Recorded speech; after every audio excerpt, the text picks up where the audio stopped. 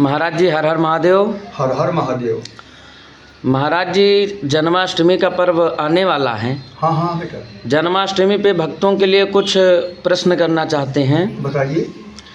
जैसे त्रेता युग में मनु और शत्रुपा को भगवान विष्णु चतुर्भुज रूप में वरदान दिए थे कि पुत्र रूप में आपके यहाँ हम जन्म लेंगे। हाँ। तो क्या द्वापर में भी किसी को वरदान दिए थे? हाँ बेटा, अति सुंदर प्रश्न आपका है। हमारे समस्त सनातन धर्म प्रेमी शायद जानते होंगे, अगर नहीं जानते हैं तो आज जाने। प्रभु अपने दिए हुए वचन को पूर्ण करते हैं, उसमें कोई संदेह नहीं है। भक्तजनों, प्राचीन काल की बात है, सतयुग में ही एक द्रोण नाम के ब्राह्मण थे जो बहुत ही निर्धन थे। उनकी पत्नी का नाम धरा था। ये भिक्षा याचन करके अपने उदर की पूर्ति करते थे और नित्य भगवान विष्णु की पूजा करते थे। ये दोनों प्राणी भगवान विष्णु के बहुत बड़े उपासक थे। बहुत काल बीत गया, बहुत समय बीत गया, इनके घर लक्ष्मी महारानी नहीं आई। एक दिन धरा ने कहा, स्वामी क्या आधा पेट ही भोजन करके जीवन व्यतीत होगा? द्रोण ने कहा, देवी ये मानव योनि 84 लाख योनि के बाद प्राप्त हुई है, इसलिए आधा पेट और पूरे पेट की चिंता मत करो। हमारा और आपका काम केवल भगवान विष्णु की उपासना करना है। हर इच्छा जो भी करेंगे अच्छा करेंगे। दोनों प्राणी जाप पे बैठ गए। जाप से उठे, 3-4 संत आ गए उनके यहाँ। मातु भिक्षाम महि देहि, मातु भिक्षाम महि देहि, मातु भिक्षाम महि देहि।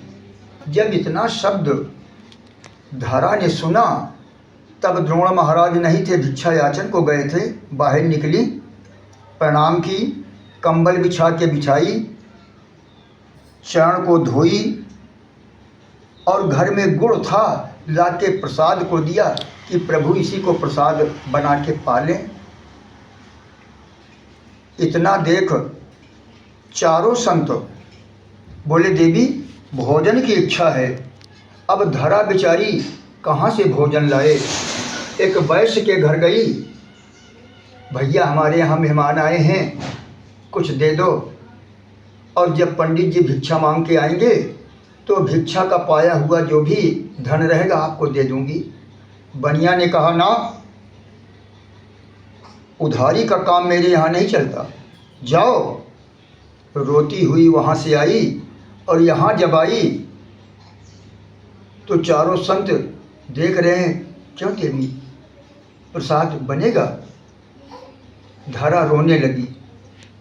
धरा के रोते हुए स्वरूप को देख करके वही चारों संत नारायण के रूप में परिवर्तित हो गए। प्रेम से बोलो हरि विष्णु भगवान की जय। और तुरंत जब प्रकट हुए, प्रकट होने के बाद बोले, देवी मैं तुमसे अति प्रसन्न हूँ।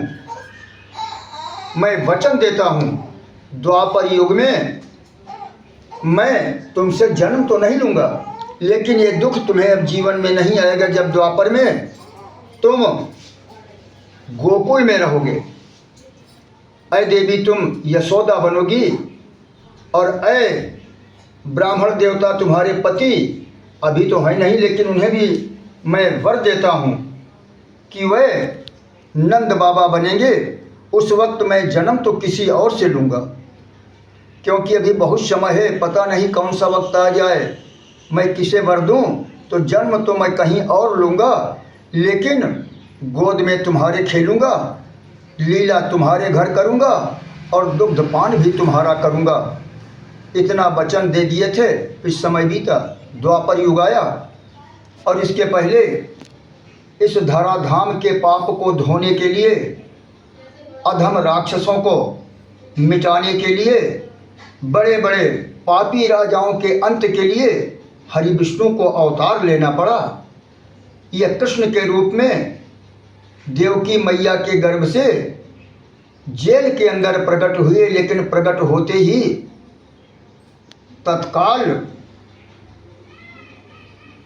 देवकी से बोले, माँ मैं हूँ तो तुम्हारा बेटा, लेकिन मैं यहाँ रहूँगा नहीं, मुझे पिताजी के द्वारा अविलंब गोकुल भेजो। गोकुल जाकर मैं वहाँ रहूँगा, उनके गोद में खेलूँगा, क्योंकि मैंने उन्हें वर दिया है। और समय आने पर माँ, मैं तुम्हारे दुख को दूर करने के लिए, इस पापी कंस का वध करने के लिए, आतताइयों के संहार के लिए पुनः मैं मथुरा आऊँगा। इस प्रकार का वचन बोले। देवकी हाथ जोड़ी बोली, कैसे जाएंगे? यहाँ सुबह आपको मार देगा मेरा भाई कंस। भगवान मुस्कुराए, बोले चिंता मत करो, उसके लिए मैं काफ़ी हूँ। तब देवकी ने कहा, प्रभु ये चतुर्भुज रूप का त्याग करो, अब छोटा सा बच्चा तो बनो, लेकिन यहाँ रोना नहीं प्रभु। रोना आपका सुन करके कंस भैया जाग जाएगा और जान जाएगा, तुरंत वध कर देगा। भगवान ने कहा चिंता मत करो। नन्हा सा बच्चा बन गए, जेल का दरवाज़ा खुल गया, पहरेदार सो गए।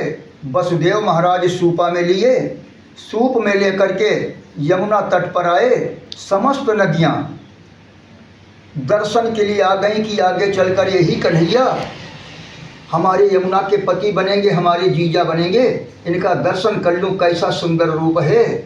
मेघ भी सोचा आज अच्छा मौका है, खूब बरस की स्नान करा दूँ। पवन देव भी सोचे कि मैं कभी बेना हाँकने नहीं पाया, पंखा चलाने नहीं पाया, आज मैं खूब पंखा झल दूँ। 49 बयार चली, जमुना तट पर आए, जमुना मैया भी उबाल मारी। हमारे होने वाले पति आए हैं, मैं उनका दर्शन कर लूँ, प्रणाम कर लूँ, चरण छू लूँ। जैसे जमुना जी में ले, जमुना मैया दाढ़ी तक आ गई वसुदेव के।